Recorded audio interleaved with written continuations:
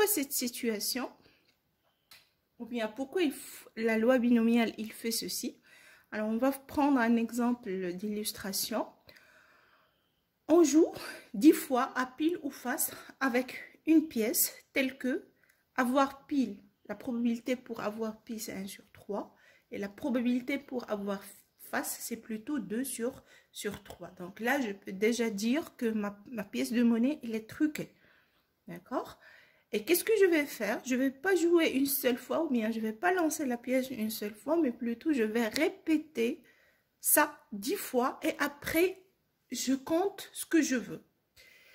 Alors, la variable aléatoire que je vais définir, c'est le nombre de piles obtenues après avoir effectué les 10 fois lancement. D'accord? Donc, je lance 10 fois ma pièce de monnaie et à chaque fois, je note la réponse. Mais pour ma variable aléatoire, ce qui m'intéresse, c'est que la réponse doit être exactement pile. Une fois que je termine 10 fois de lancement, je vais compter combien de piles j'avais durant toutes les 10 lancements. Alors, cette notion, cette façon de modéliser, cette variable aléatoire, en fait, il suit une loi binomiale de paramètres 10, 1 sur 3. 10 pour dire qu'on va répéter l'expérience du lancement 10 fois. Et 1, 3, c'est parce que la probabilité pour avoir pile, c'était 1 sur 3. On remarque très bien que 10, c'est une valeur qui appartient à n et que le 1 sur 3, c'est une valeur comprise entre 0 et 1. Alors, maintenant, je vais prendre un cas compris entre 0 et 10. Ça veut dire c'est comme si je vais choisir un lancement parmi les 10. Et je vais chercher la probabilité pour que ma variable aléatoire, qui est le nombre de piles obtenues, est égale à K. La probabilité de l'événement faire K pile de suite, puis N moins K face, est donnée par, je vais faire K pile, et le reste, ils vont être plutôt des phases, ça veut dire N moins K. Il va être en utilisant le principe de dénombrement, 1 moins 3, 1 sur 3, pardon, fois 1 sur 3, jusqu'à 1 sur 3 K fois, et après, ce qui reste pour 10, c'est 2 sur 3. D'accord? Donc, à la fin, j'aurai 1 sur 3 la puissance K fois 2 sur 3 la puissance 10 moins K. Donc, ça, c'était comment percevoir ou bien apercevoir la loi de binomial. Un théorème important, c'est que la loi de binomial, c'est une loi de probabilité, bien évidemment. On peut le démontrer. Si je prends P de x est égal à 0, j'applique la formule que j'ai, d'accord? Ben, je trouve que c'est égal, que c'est la valeur 1 moins P à la puissance n, et donc c'est une valeur qui est supérieure ou égale à 0. Si je fais la somme, et ça va être pareil pour toutes les x, ou bien pour toutes les valeurs de 0 jusqu'à n. Après, si je fais la somme, je trouve que c'est égal exactement à 1. Vous pouvez prendre un petit moment pour vérifier ça manuellement. Et ce qui est important, c'est que l'espérance de la variable binomiale, c'est exactement n fois p, le produit de ces deux paramètres. Et pour la variance, c'est n fois p fois 1 moins p. Alors, vous pouvez prendre le temps également de vérifier par des calculs simples, je dis simples, l'espérance et la variance de la loi binomiale.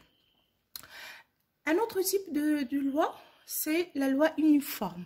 Et ça aussi, c'est une loi qu'on trouve fréquemment. Pourquoi? Parce qu'il modélise le cas d'un tirage. D'accord?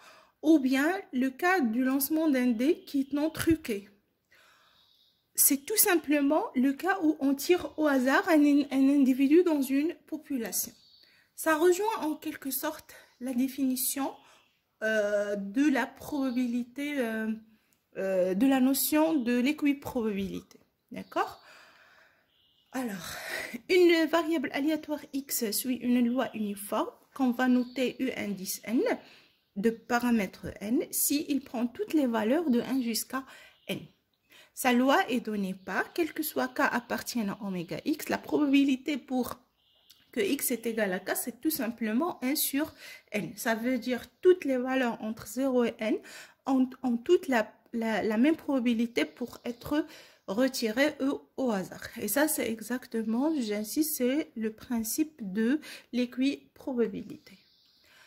Un exemple, en lançant un dé qui est non truqué, je peux dès maintenant dire que avoir par exemple la probabilité pour tomber sur la face 6, c'est exactement 1 sur 6.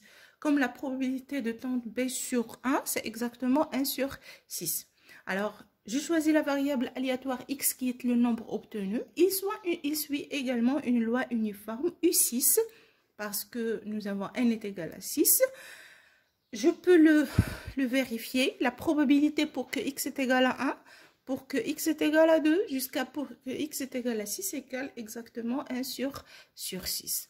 Maintenant, lorsqu'une variable aléatoire il suit une loi uniforme, ben, tout simplement, son espérance, c'est n plus 1 sur 2 et sa variance, c'est n plus 1 fois n moins 1 sur 12. Vous pouvez prendre le temps de vérifier ça, un calcul manuel. Probablement, on va voir ça dans la partie TD.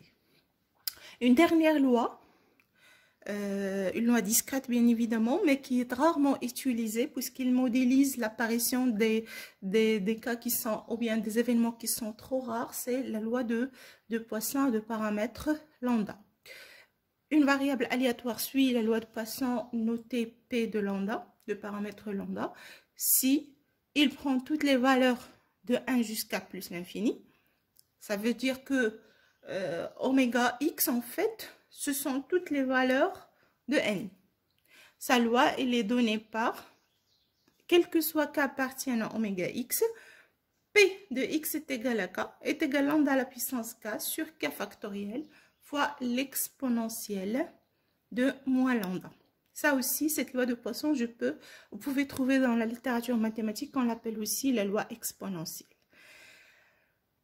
On peut vérifier que son espérance est exactement lambda et sa variance est exactement lambda. Alors là, je note une chose importante, c'est que nous avons dit que la variable aléatoire, il prend ses valeurs de 1 plus l'infini. Ça ne veut pas dire que c'est l'ensemble 1 plus l'infini, c'est l'intervalle, pardon, 1 plus l'infini, mais ça veut dire c'est de 1 jusqu'à toutes les valeurs entières.